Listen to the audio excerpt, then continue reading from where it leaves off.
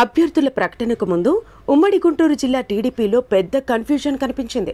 ముఖ్యంగా కొత్తగా ఏర్పడిన పల్నాడు జిల్లాలో కొందరు సీనియర్ నేతల పరిస్థితి వారి అనుచరులను టెన్షన్ పెట్టింది. అయితే అభ్యర్థుల ప్రకటన పూర్తయ్యాక సదరు నేతలు రిలాక్స్ అయ్యి టీడీపీ విజయం కోసం తమదైన వ్యూహాలతో సమైక్యంగా పనిచేస్తుండటంపై అధిష్టానం కూడా హ్యాపీ అవుతోందట. పల్నాడు జిల్లా చిలకలూరిపేట నియోజకవర్గం ముందు నుంచి అక్కడ రాజకీయం విలక్షణంగా ఉంటూ వస్తోంది. 1952 నుంచి పేటలో వరుసగా రెండోసారి గెలిచిన ఎమ్మెల్యే కానీ పార్టీ కానీ లేదు. కాంగ్రెస్ ఎమ్మెల్యేగా 3 సార్లు ప్రాతినిధ్యం వహించిన సీనియర్ నేత సోమేపల్లి సాంబయ్య కూడా ఒకసారి గెలిస్తే తర్వాత ఎన్నికల్లో ఓడిపోయిన నాయకుడే. అలాంటి చోట 2009, 2014 ఎన్నికల్లో టీడీపీ నుంచి వరుస విజయాలు సాధించి చరిత్ర తిరగరాశారు మాజీ మంత్రి ప్రత్తిపాటి పుల్లారావు. ఇక ఆయనకు చిలకలూరిపేటలో ఎదురులేదనుకుంటున్న తరుణంలో 2019లో ఊహించని షాక్ ఇచ్చారు వైసీపీ క్యాండిడేట్ విడుదల రజని. ప్రత్తిపాటిని ఓడించిన రజనీని సెకండ్ టర్మ్లో మంత్రిని చేశారు జగన్. అసలే ఫస్ట్ టైం ఎమ్మెల్యే, అందులోనే మంత్రి పదవి దక్కడంతో ఇక తనకు ఎదురులేదన్నట్టు రజనీ చెలరేగిపోయారన్న విమర్శలున్నాయి. ఆ క్రమంలో ఆమెపై పేటలో ప్రజా వ్యతిరేకత పెరగడంతో పాటు సొంత పార్టీలోనే అసంతృప్తి రాజుకోవడంతో రజనీ అక్కడ గెలవరని సర్వే రిపోర్టులు స్పష్టం చేయడంతో గుంటూరు వెస్ట్కు పంపించారు. చిలకలూరిపేట వైసీపీ అభ్యర్థిగా 2004లో ఇండిపెండెంట్గా గెలిచిన మర్రి రాజశేఖర్ను ప్రకటిస్తారని పార్టీ శ్రేణులు భావిస్తే మల్లెల రాజేష్ నాయన్ని ఇన్ఛార్జిగా తీసుకొచ్చారు. రాజేష్ చేతి చెమురు వదుల్చుకుంటూ పార్టీపై పట్టు సాధిస్తున్న టైంలో జగన్ ఆయన్ని పక్కన పెట్టి నియోజకవర్గానికి కొత్త ముఖమైన మనోహర్ నాయుడిని అభ్యర్థిగా ప్రకటించింది వైసీపీ.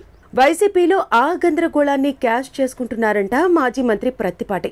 రాజేష్ నాయుడు సహా 5 మున్సిపల్ కౌన్సిలర్లు, పలువురు వైసీపీ స్థానిక సంస్థల నేతలు ఇప్పటికే టీడీపీలో చేరారు.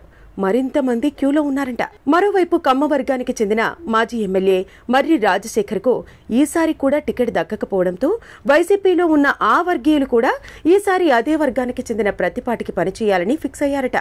ఆ క్రమంలో గత ఎన్నికల్లో కేవలం 8,000 ఓట్ల తేడాతో పరాజయం పాలైన ఆయన ఈసారి చిలకలూరుపేట మెజారిటీ రికార్డులు తిరగరాయాలన్న పట్టుదలతో కనిపిస్తున్నారు. పల్నాడులో మరో కీలక నియోజకవర్గం గురజాల. అక్కడి నుంచి 3 సార్లు టీడీపీ ఎమ్మెల్యేగా గెలిచిన సీనియర్ నేత ఎరపతినేని శ్రీనివాసరావుకు టికెట్పై చివరి నిమిషం వరకు సస్పెన్స్ కొనసాగింది. గురజాలలో ఎరపతినేనిని కాంగ్రెస్ అభ్యర్థిగా 2 సార్లు ఓడించిన బీసీ నేత జంగా కృష్ణమూర్తి 2014 నాటికి వైసీపీ బాట పట్టి అప్పటి ఎన్నికల్లో పరాజయం పాలయ్యారు. గత ఎన్నికల్లో జంగాని పక్కన పెట్టిన జగన్ నరసరావుపేటకు చెందిన కాసు కుటుంబీకుడు కాసు మహేష్ను గురజాలకు ఇంపోర్టు చేసి గెలిపించుకున్నారు.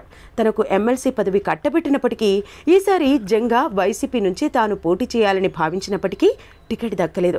దాంతో ఆయన టీడీపీ వైపు చూశారు. ఆ క్రమంలో టీడీపీ టికెట్ జంగా కృష్ణమూర్తికి ఇస్తారని ఎరపతినేనిని నరసరావుపేట పంపిస్తారన్న ప్రచారం జరిగింది. చివరికి గురజాల నుంచి ఎరపతినేని పోటీ చేయడం ఫైనల్ అయింది. జంగా విషయంలో చంద్రబాబు మంత్రాంగం పనిచేసి ఆ రాజకీయ శత్రువులిద్దరూ ఒకటయ్యారు. వైసీపీలోనే కొనసాగుతారనుకున్న జంగా కృష్ణమూర్తి టీడీపీ వైపు అడుగులు వేయటం పల్నాడు రాజకీయాల్లో పసుపు పార్టీకి కలిసి వచ్చే అంశమని రాజకీయ నిపుణులు చెబుతున్నారు. ఆయన ప్రభావం పల్నాడు వ్యాప్తంగా ఉన్న బీసీ వర్గీయులపై ఉంటుందంటున్నారు. పల్నాడు జిల్లాలో కీలకమైన నరసరావుపేట అభ్యర్థి విషయంలోనూ ఒకంత గందరగోళం కనిపించింది. టీడీపీ ఆవిర్భావం నుంచి 1999 వరకు అక్కడ కోడెల శివప్రసాద్ ఏకఛత్రాధిపత్యం కొనసాగింది. 2004, 2009 ఎన్నికల్లో ఓడిపోయిన కోడెల తర్వాత ఎన్నికలకు సత్తెనపల్లికి మారారు. గత ఎన్నికల్లో నరసరావుపేట టీడీపీ అభ్యర్థిగా పోటీ చేసి ఓడిపోయిన డాక్టర్ చెదలవాడ అరవింద్ బాబుకు ఈసారి టికెట్పై సందిగ్ధత నెలకొంది. అయితే ఆయనకు తిరిగి టికెట్ను కన్ఫర్మ్ చేశాక తెలుగు తమ్ముళ్లలో జోష్ కనిపించింది. అదే కాక టీడీపీ ఎంపీ అభ్యర్థిగా పోటీలో ఉన్న నరసరావుపేట వైసీపీ ఎమ్మెల్యే లావు కృష్ణదేవరాయలు నరసరావుపేట అసెంబ్లీ సెగ్మెంట్లో కూడా తిరిగి టీడీపీ జెండా ఎగురవేస్తామని ధీమాగా చెబుతున్నారు.